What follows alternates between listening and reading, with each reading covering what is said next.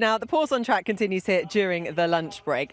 So we are going to tuck into something rather special. Now, worldwide, the name Hamilton is synonymous with the iconic Silverstone track, with Lewis winning a record 9 Formula One Grand Prix here. But younger brother Nick has long been a pioneer in his own right as the first disabled driver to compete in the British Touring Car Championship. Now, he returned to the grid this season and continues to push boundaries and his body to the limit, as Jade Edwards reports. All good? Good.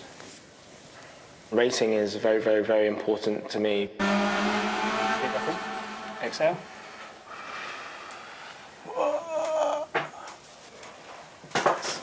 Overcoming my disability. Squeeze. Achieving things that I never thought I'd ever be able to achieve as a 5-year-old in a wheelchair. You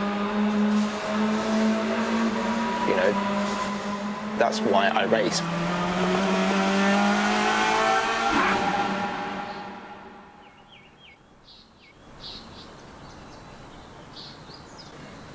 Okay, and then what we're going to do is just push the toes down and just raise the heels off the floor.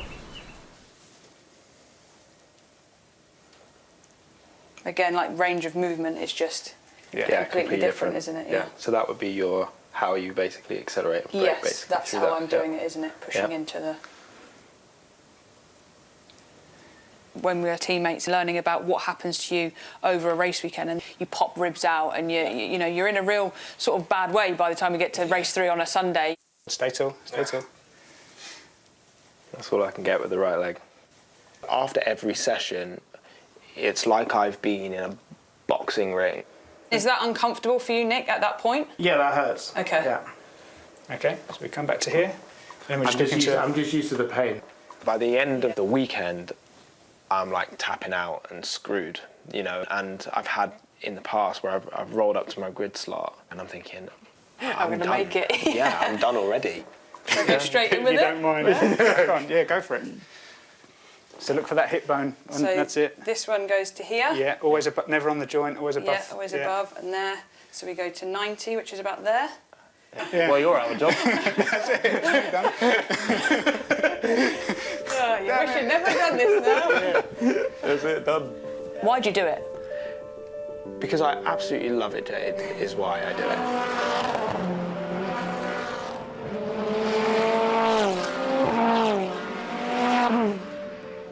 I was born with spastic diplegia cerebral palsy, born 2 months premature, initially told by the doctors that I would never walk.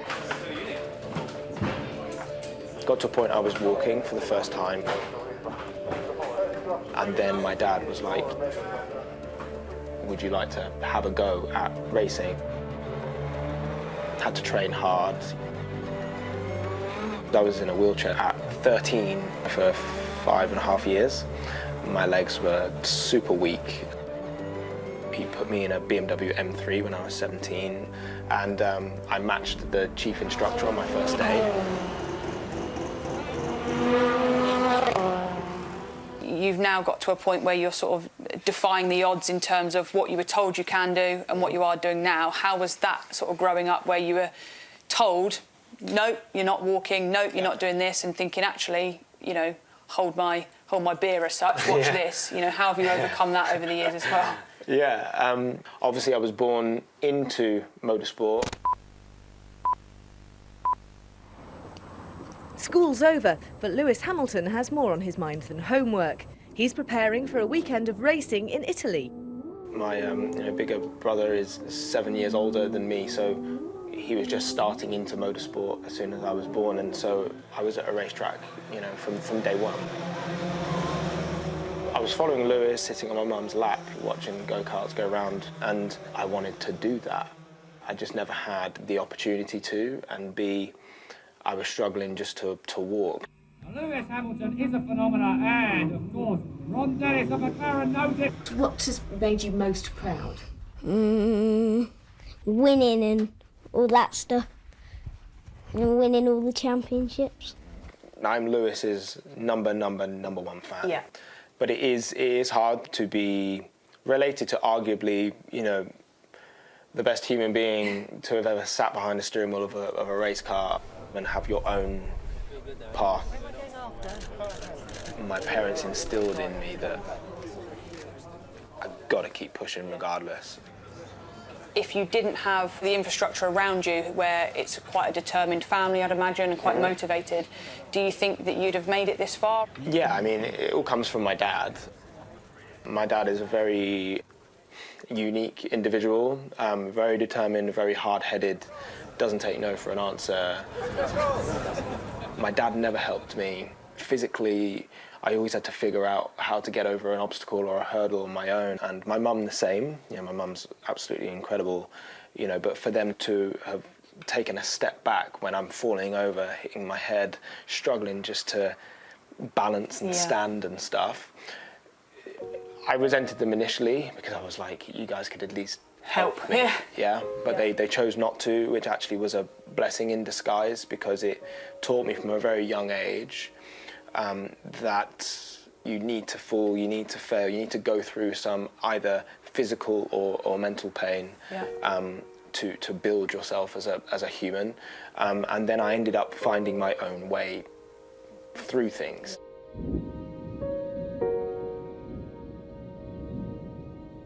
I want to talk about that amazing day at Donington Park. Umbrellas are going up again and waterproofs are going on. It's raining and you make that call to pit and put wet tyres on. The Hamiltons are looking suitably nervous. I mean, Lewis surprised me.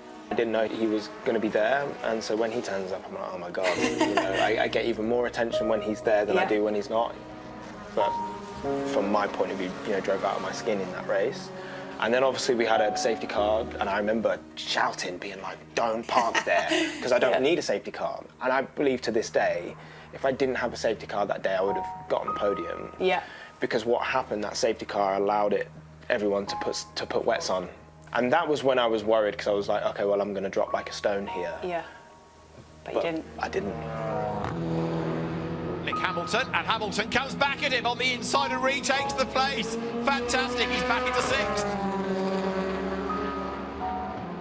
That moment where I actually just proved everybody wrong, the emotion that came out was incredible. Come on, Nick, he's hanging on to the position. Tremendous result for Nick Hamilton. Fantastic.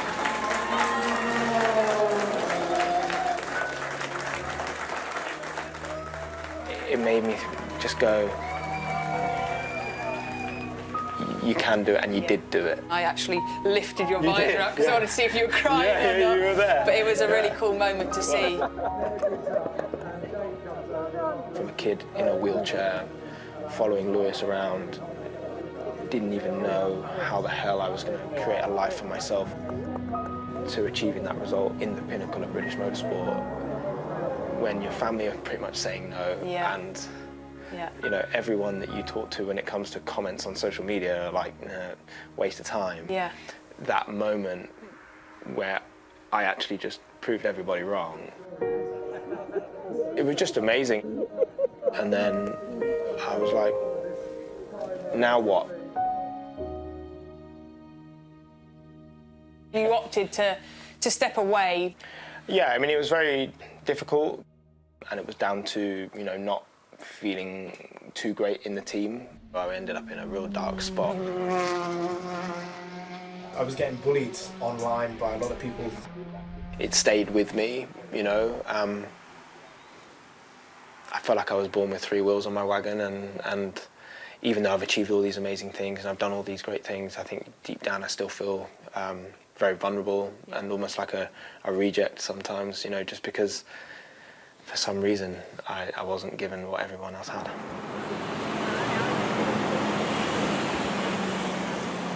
You seem to have come back to racing with an even bigger ambition to really inspire that next generation of person that may look at you and think, well, if he can do it, I can do it. How we doing? You okay, guys? All right. Having that time away really made me realise that although racing is very, very important to me, it's not absolutely everything. Good to see you. Nice to meet you. Nice to see you. Nice to meet you. How are you? Pleasure to meet you. I feel much more well-rounded in my life. I'm not just racing for the sake of racing. I'm racing for a purpose and a reason. Come on through. How's life? Yeah, really good. You? You know, to be brutally honest, you know, I don't win races. Thanks for doing this, man. I would love to stand on the podium of a British Touring Car Championship race, and that's my end goal. But your value isn't just what you achieve in a race car. If I can help just one person that's listening to this podcast, then I've done my job. I don't know how long I'm going to be in the sport, but whilst I'm here, I now want to turn around when I leave and see more opportunity for disabled people, and I want to be the person that has sparked that change and then just fade into the background. I don't want to be known for it or for me to be reaping the rewards. I just want to make it easier for the next generation. One thing that sparked a real eureka moment for me was I remember Colin Turkington drove past me and I was just sitting in my wheelchair, you know, and then 10 years later, I'm with him, racing him at Silverstone. I almost imagine my 5-year-old self looking up at me as I put my helmet on, you know, get ready to go into a British touring car. It's such a personal achievement, and I'm so grateful and proud that I've done that. Well, what a story. Thank you so much to Nick Hamilton and to Jade, of course, as well, for sharing that with us. I mean, so much resilience there. And, you know, as he said, he cannot believe what he's gone on to achieve, really achieving what he thought at the time was impossible. And a real inspiration, Paul, for, you know, so many people watching around the world that can think, OK, maybe I can't do this. Actually, now I actually could. Yeah, exactly. You know, listen, I haven't obviously got what Nick's got, but I've got type 1 diabetes, and that is a difficult thing to try and regulate while you're in this sport. What that guy does and what he does for charities and what he does for other people, and like you've just touched on, how he shows you can actually do things. You know, if you're told something, sometimes it's just easy to go, do you know what? Yeah, I think we'll back off from it. It's a professional opinion. This guy's something else. Always has been since he set foot in the championship.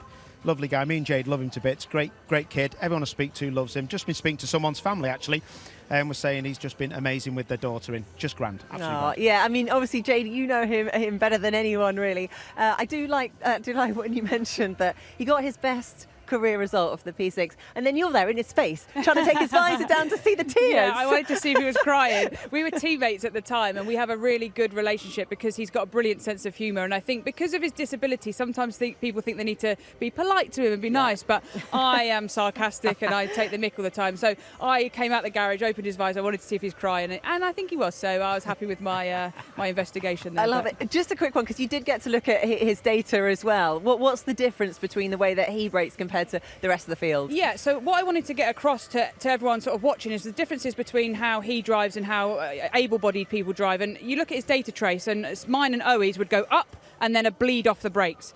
Nick goes up and straight off. He basically drives from his hips only. He hasn't got any flexibility in his ankle or his knees. So when he's braking, he's coming from his hip completely. So when he's a second or 1.2 off and people are judging him for it, I get so frustrated, because if you could see how he drives and how well he drives, the lap I looked at was a 10th, the same 10th as Patterson, you know, his teammate. He's a fantastic driver, and he's overcoming physical difficulties as well.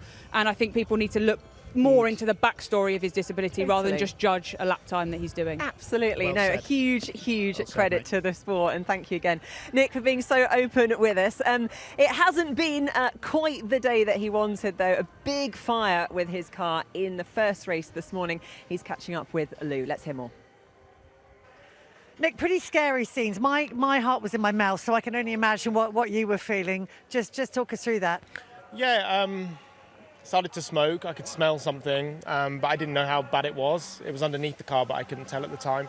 I was relatively calm, to be honest. I was trying to save the car. I didn't want it to go up, but yeah, unfortunately it did, and it's just a shame for the team, really, to see the car pretty much burnt to a crisp. I mean, it must be a scary moment for you. You know, it's difficult for you physically to get out of the car anyway, so when it's got flames pouring out of it and lots of smoke, how tricky was it for you, or were you quite comfortable, you had it all under control? No, I've done my extraction test. I knew I can get out. I knew I'm safe to get out, and I've got the strength to do it, so I wasn't worried about getting out. So that was fine. It was just trying to save the car, really. That's what I was really thinking about, because I was strong enough to get out when I knew it was the right time. But yeah, it's a shame it was as heavy as it was. Yeah, so I'm really sorry to the team. But, you know, I didn't do anything. So as long as I'm safe, that's all that matters. I'm glad you're relaxed about it, because I absolutely wasn't. But yeah, as you say, I mean, the car is in a proper mess. It was a substantial fire, wasn't it? It was, yeah. And you know, fire is your worst nightmare. You never want one to happen. And I've been in a position before. A couple of years ago, I had the same in a test a couple of years ago. So I've sort of been used to fires before, so that's why I was quite calm. So everyone else maybe was a bit worried, but inside I felt fine. Good, glad you're okay. No worries, thanks for checking out.